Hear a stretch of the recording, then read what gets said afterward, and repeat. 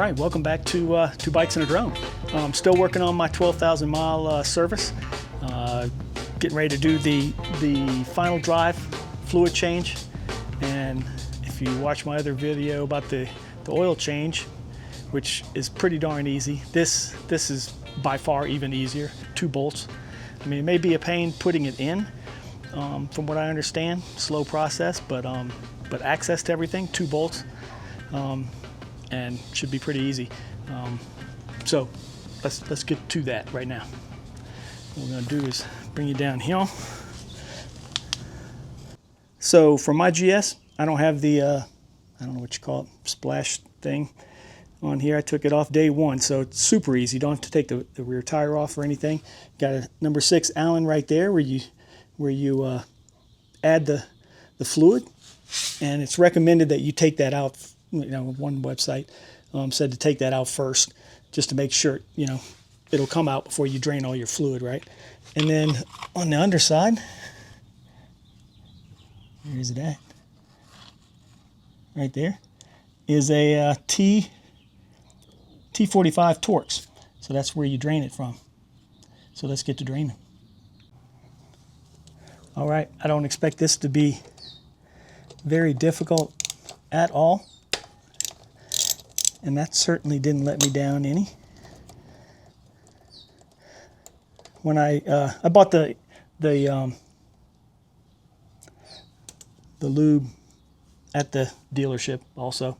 There's, you know, the manual will tell you what weight it needs to be, but they have the crush washers and everything, so I went ahead and just got it all from the dealer while I was there. Got the recall done. In the last video I mentioned I was bringing it to the dealer to get the recall done on this drive shaft where they put a little valve underneath. Maybe I'll show that at the end of this, what that looks like. So that's done, and I got them to do the valve checks while it was in there, and the brake fluid change, because it checks they have special equipment for the ABS stuff, and let them do it. But I bought the lube final drive gear oil from BMW, and the 2 crush washers, or actually a rubber washer kind of thing, whatever, O-ring, and the crush washer for this.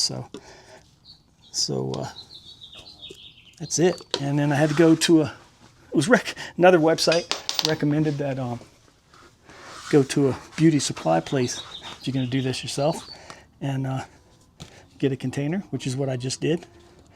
And should make it, you know, easy, or maybe not easy. We'll find out together just how easy it is.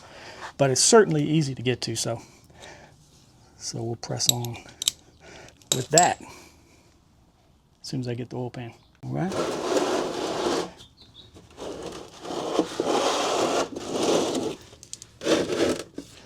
I guess there's the potential for this to leak on the tire, and that may be one reason why some people take that rear wheel off.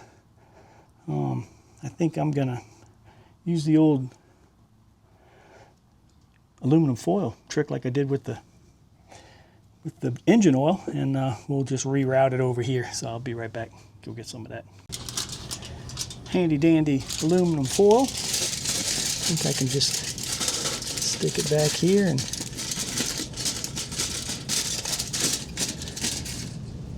should keep it off the rim and tire.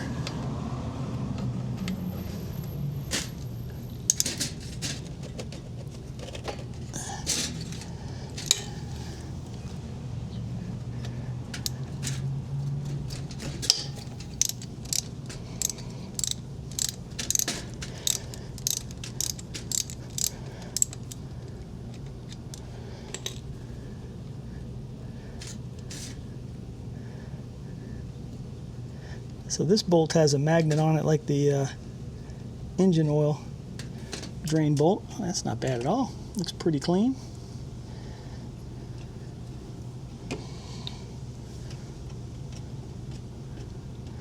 Don't feel any grit from in there. That's a good thing. So one of the things you can do, it's kind of deep, and I It's my understanding that this pasty kind of a texture is normal, as long as you don't feel any metal in there, which I don't. That's a good thing. Which it's only got 12,000 miles on it. I sure hope there ain't no metal shavings up in there. There's a O-ring right there. Drain plug has the O-ring, the whatever up top. Plug has the crush washer. That's it, man. Change out the O-ring, and then the fun part of adding the fluid begins.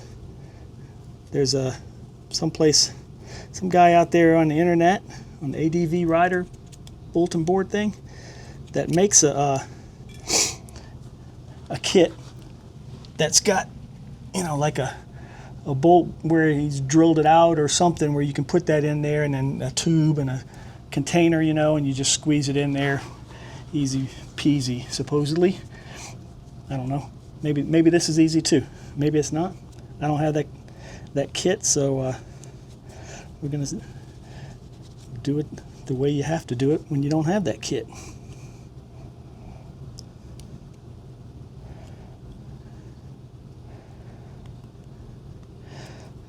I'm pretty sure this O-ring is okay, but when I went ahead and bought a new one, so this may be the hardest part, getting that O-ring out.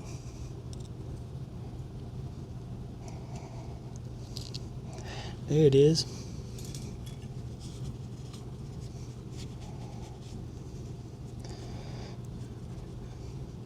Get this nice and clean.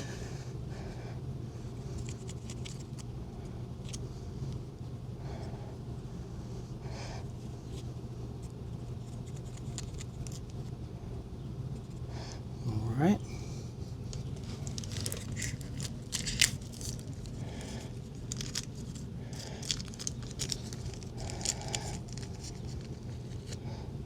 Crush washer. And O-ring.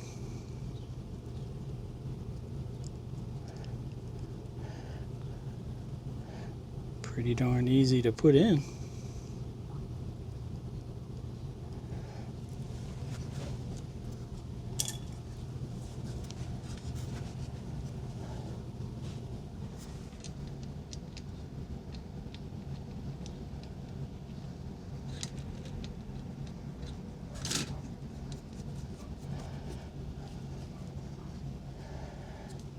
I don't remember what it's got to be torqued to, but I'll get back to you before I torque it and let you know. For now, I'm just going to snug it in there.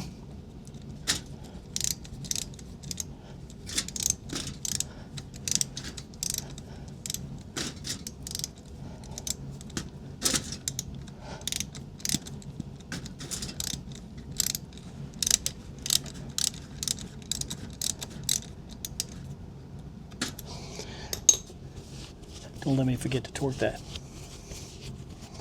All right, and now we put in 185 milliliters of BMW Final Drive oil, and this is the 75 W90 weight.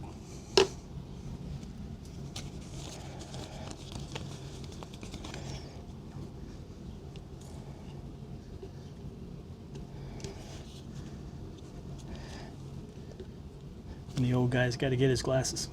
Be right back. All right, got that oil pan, drain pan out of the way.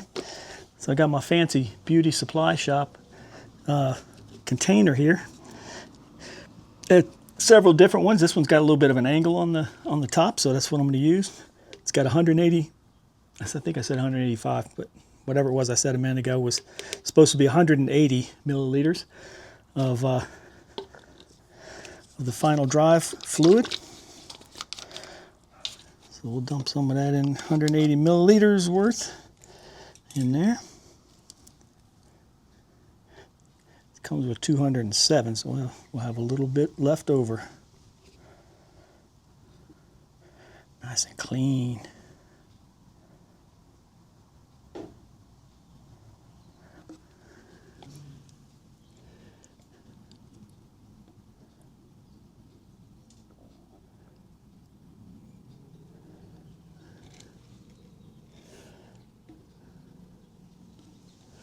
$180 on the nose.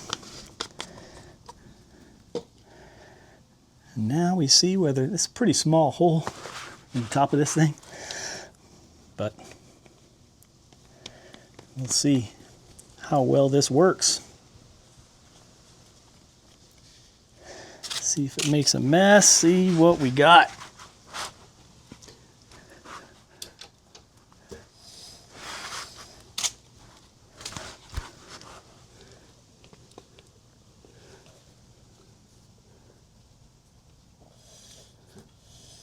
I don't know if you have to turn the wheel, but I mean, it seems to be going in pretty darn easy. I don't know.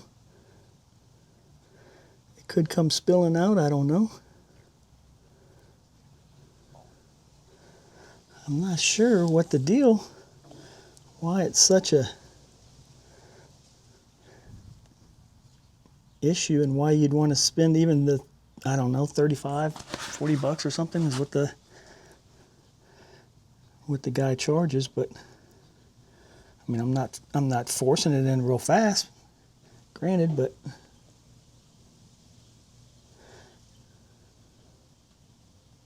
it's a little weird. Not really, I guess, if it needs, you know, if 180 milliliters is what they call for, then that's what you do. Goldwing's a little bit different. It's got just a bolt on the side of the housing, you know, and you fill it up till it starts seeping out the side, and you know.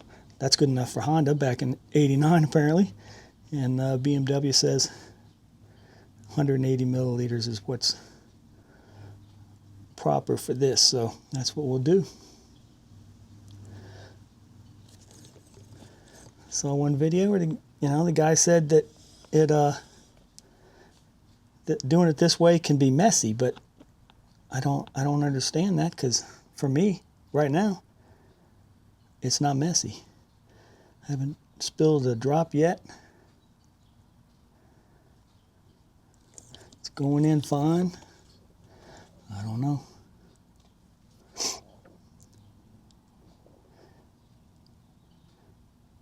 Might be a little faster, I guess, with doing it with this other kit, but I mean, I didn't time myself, but I'm less than 5 minutes, I'm pretty sure.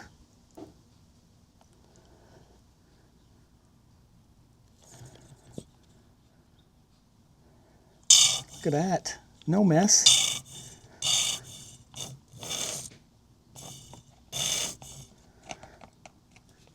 This is worth doing every year. That's so easy. Couldn't be any easier. Switch out the crush washer. Make sure it's clean.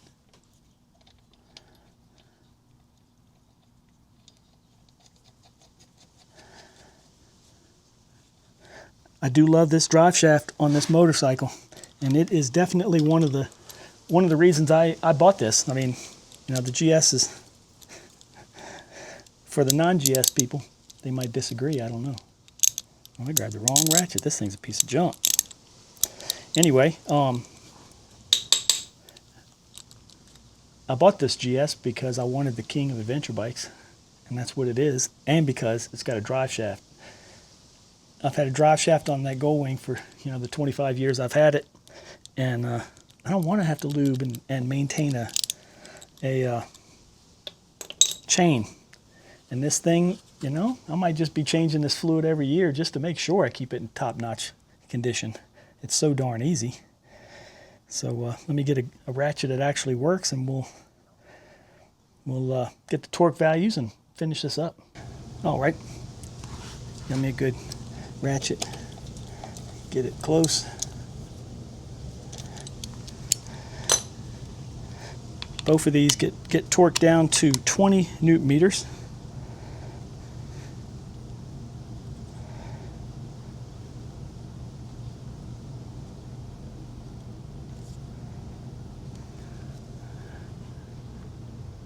20.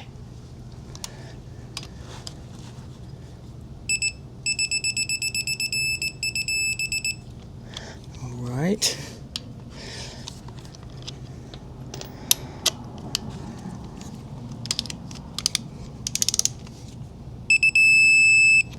Man, that couldn't be any easier than the oil change, and almost as important. So that's it. That's the 12,000 mile service on the gear. Final drive, oil. Did the oil, engine oil, brakes. Still got to do the air filter, and I think that's it. I have to check the manual. Easy to do, most stuff. Do what you can. Have fun with the bike, man. Bond with the bike, and get out there and ride. Hope this helped. Motivate, if nothing else, people to do this on their own. And we'll see you next time.